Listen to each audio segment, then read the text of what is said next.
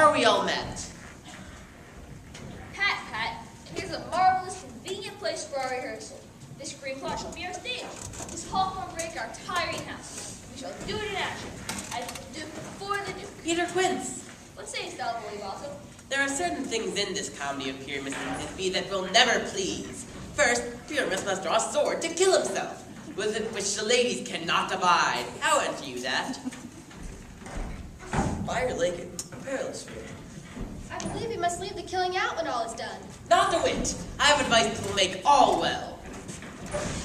Write me a prologue, and let the prologue seem to say, we will do no harm with our swords, and that Pyramus is not killed indeed. And for more better assurance, say that I, Pyramus, am not Pyramus, but Bottom the Weaver. Surely this will put them out of fear. Well, we shall have such a prologue, and it shall be written in 8 and 6. No, make it 2 more. Let it be written in 8 and 8. Will not the ladies be afraid of the lion? I fear it, I promise you.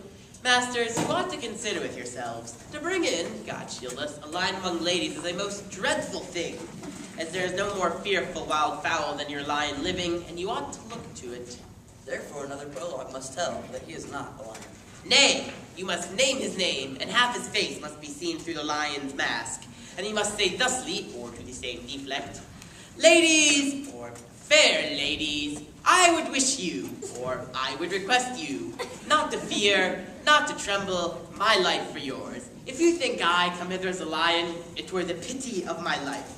Nay, I am a man, as other men are, and let him state his name indeed, and tell them plainly that he is Snub the Joiner. Yes, but there's 2 hard things.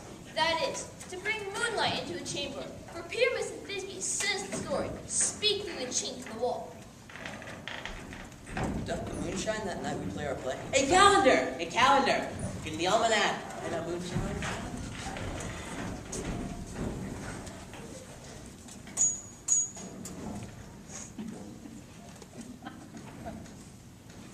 Yes, it doth shine that night. Why, then we leave a casement in the great chamber window where we play open, and the moon may shine in at the casement. Aye, or else one must come in with a bush of thorns and a lantern, and say she comes to represent or to disfigure the person of moonshine. But then there's another thing. We must have a wall in the great chamber, for Pyramus and Thisbe says the story, speak through the chink in the wall. You can never bring him home. What say you, Bottom?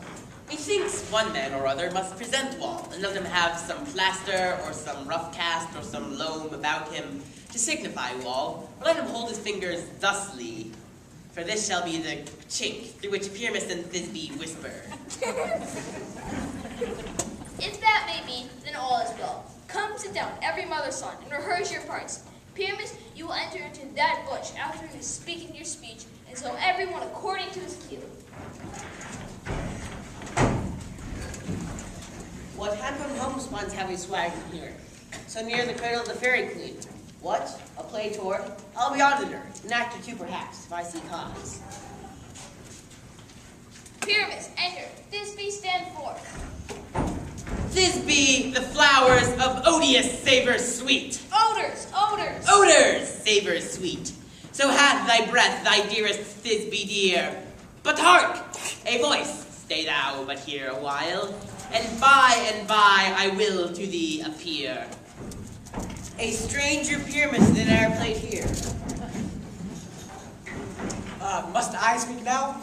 Ah, very much you, for you must understand, he goes but to see his voice, and will be back again. Most radiant. Pyramus, most lily-white of hue, of color like the red rose on a triumphant briar, as true as torch that would never tire. I'll meet thee, Pyramus, at Ninny's tomb. 9 is 2. Why must you not speak that yet? Speak all your lines at once, cues and all. Pyramus, enter. Your cue is past. It is never tired. Oh, as true as torch that did would never tire.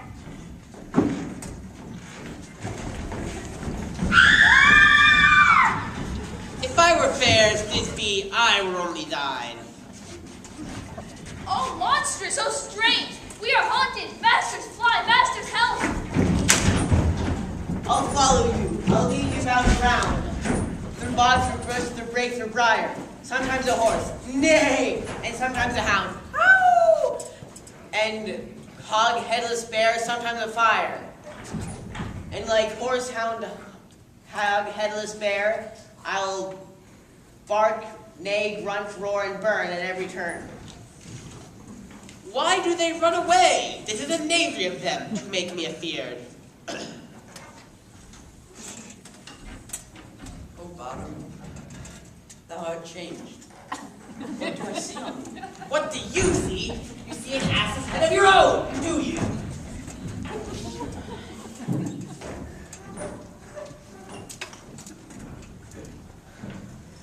Bless thee, Bottom, bless thee, thou art translated. I see their knavery. This is to make an ass of me.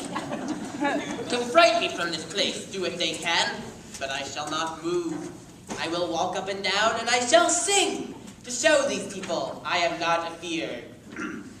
The ousel thought so black of you, with orange tawny bill. The throstle with its nose so true, the wren with little quill. What angel wakes me from my flowery bed?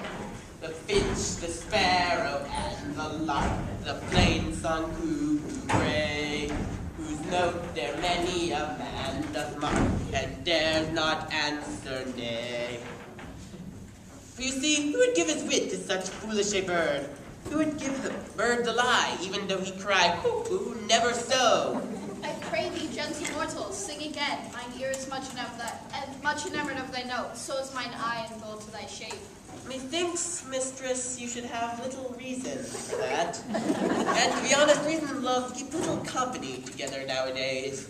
Nay, I can gleek upon occasion. Thou art as wise as thou art beautiful. Not so.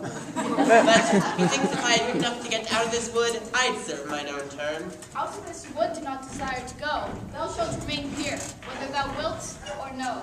I am the spirit of no common rate. The summer still doth tend upon my estate, and I do love thee. Therefore, go with me.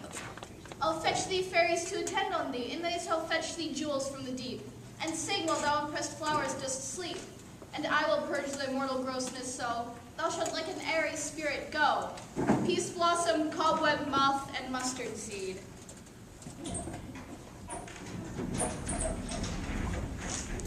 Ready? And I. And I. And I. Where shall we go? Be kind and courteous to this gentleman, hop in his walks, and gamble in his eyes. Feed him with apricots and dewberries, green figs, purple grapes, and mulberries. The honey bags steal from the humble bees, and for the night tapers crop their waxen thighs, and light them at the fiery glowworm's eyes, to have my love to bed, and to arise, and pluck the wings from painted butterflies, to fan the moonbeams from his sleeping eyes. Be kind to him, elves, and do him courtesies. Hail, mortal. Hail! Hail. Hail. I pray your worship's mercy heartily. I beseech your worship's name. Cobweb. Good master Cobweb, I shall be desiring you of more acquaintance. If I cut my finger, I shall make bold with you. Your name, honest gentleman? Peace Blossom. I pray you, commend me to Mistress Squash, your mother, and to Master Peace God, your father. I shall desire you of more acquaintance, too. Your name? Mustard seed. Good Master Mustard Seed, I know your patience well. That same giant, coward-like ox beast hath devoured many a gentleman of your house. I pray you, your kindred hath made my eyes water. Well, I shall be desiring you of more acquaintance, good Master Mustard Seed. Come, lead me to my bower. The moon methinks looks the watering eye, and when she weeps every little flower. Lament takes him in forced chastity. Tie up my love's tongue and bring him silently.